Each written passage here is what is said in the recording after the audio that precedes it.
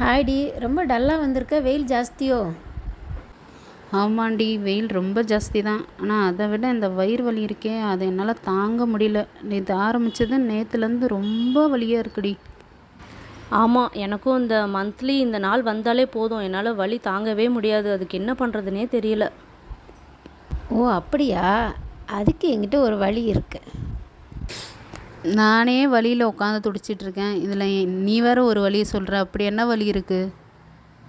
என்கிட்ட ஒரு ரெசிபி இருக்குது. அதை நீ மந்த்லி ஒன்ஸ் செய்து சாப்பிட்டு பாரு. ஒரு 2 மந்த்ஸ்லேயே உனக்கு அது டிஃப்ரென்ஸ் நல்லாவே தெரியும். வாங்க அது எப்படி செய்யலான்னு பார்க்கலாம். முதல்ல ஒரு கப்பு உளுந்து, 1 ஸ்பூன் வெந்தயம் எடுத்து 3 மணி நேரம் ஊற வச்சுருங்க. ஊற வச்சதுக்கப்புறமா அதை நல்லா வாஷ் பண்ணிவிட்டு நல்லா மை மாதிரி அரைச்சி எடுத்துக்கோங்க. மை மாதிரி அரைச்ச உளுந்த அடிக்கனமான பாத்திரத்தில் போட்டு 1 கப் தண்ணி ஊற்றி நல்லா கட்டி வராத அளவுக்கு நல்லா மிக்ஸ் பண்ணிக்கோங்க. ஸ்வீட்டுக்கு உங்களுக்கு எது தேவையோ அதை நீங்கள் யூஸ் பண்ணிக்கோங்க. நான் இப்போ வெல்லம் எடுத்திருக்கேன். 1 கப் உளுந்துக்கு 1 கப் வெல்லம் எடுத்திருக்கேன்.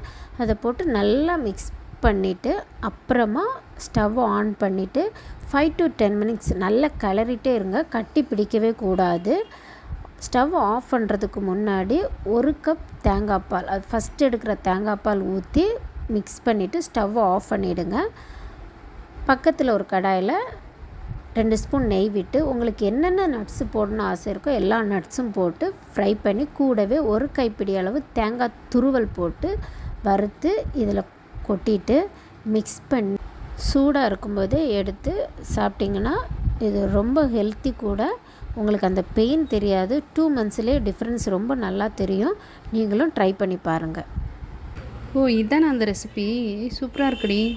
நானும் வீட்டில் ட்ரை பண்ணி பார்க்குறேன். இந்த வீடியோ உங்களுக்கு பிடிச்சிருந்ததுன்னா லைக் பண்ணுங்கள், கமெண்ட் பண்ணுங்கள், ஷேர் பண்ணுங்கள், மறக்காமல் சப்ஸ்கிரைப் பண்ணுங்கள்.